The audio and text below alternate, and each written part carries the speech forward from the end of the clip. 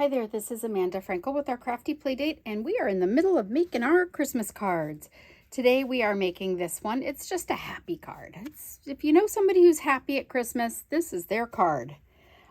We are using the Merry and Bright stamp set today, and the paper that goes with it, I don't know what its name is, but it's going to be in the description below. It's actually in our catalog with the Merry and Bright suite, so it's all part of the same suite.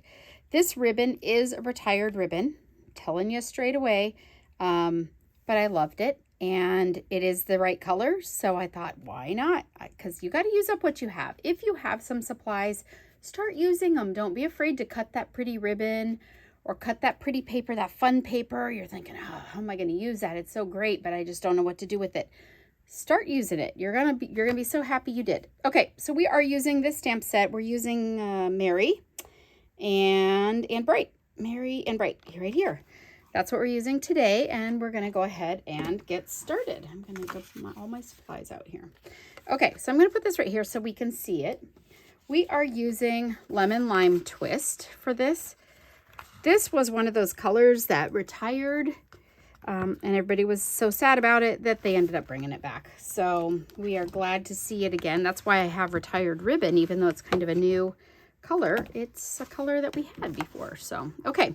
So base, no problem, straight up.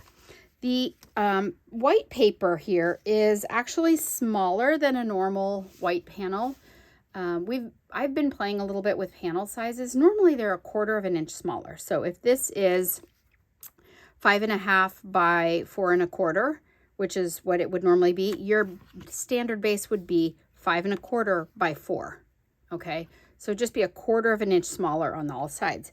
This one is actually 3.5 by 4 3/4. So it is actually smaller, quite a bit smaller than that. And I did it because I really wanted to emphasize this color because it's just so fun.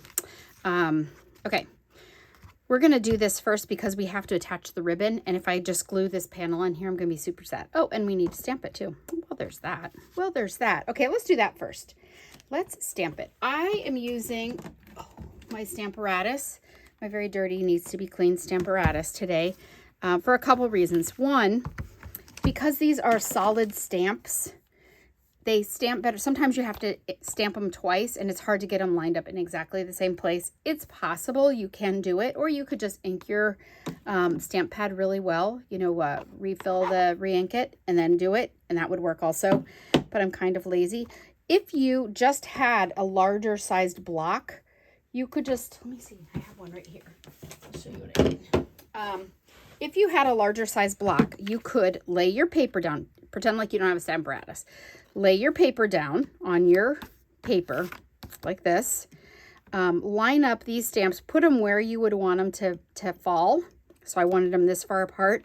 And then just take your block and put it down over them and pick it up. So let's pretend your paper's here. I laid my stamp here and stamp here. Oh yeah, that looks good.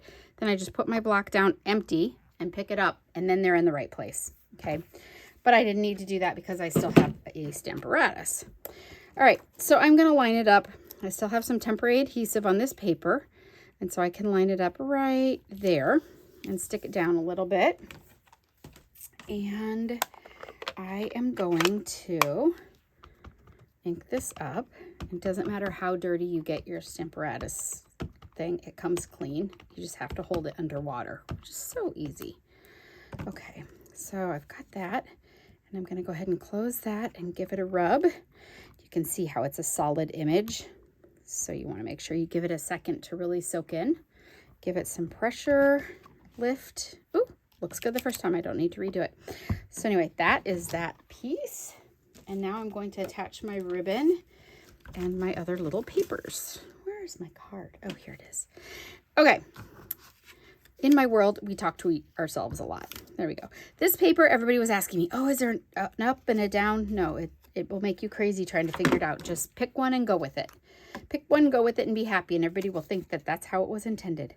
This paper is so cute. Even the back sides of all of these papers are adorable. So they're so fun.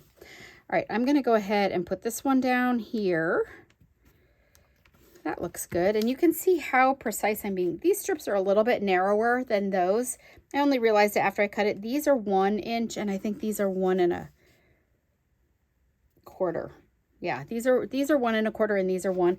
It does not matter. You can use whatever strips you care to have. It's not going to make that big a difference. It's just what you like.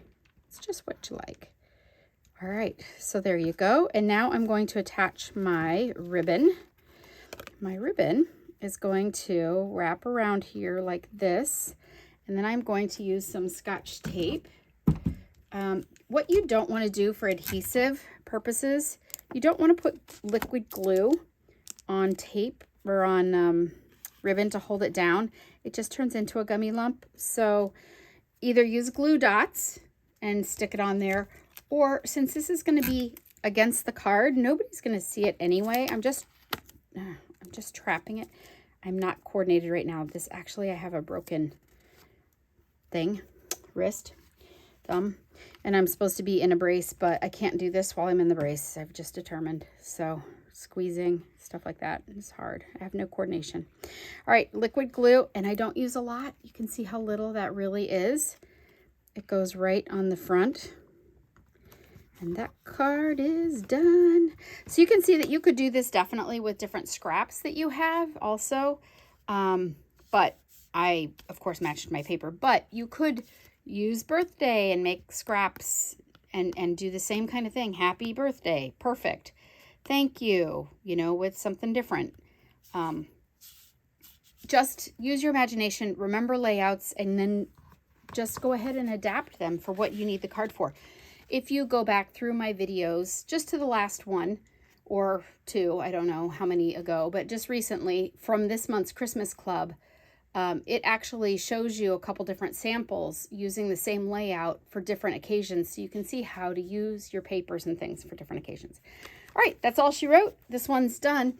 If you don't have a Stampin' Up! Demonstrator, I would love to be yours. If you do have a demonstrator, please support her. This is a great time of year to show her some love and go ahead and place your orders for some gifts. Thanks so much for stopping by. Have a great day. Bye-bye.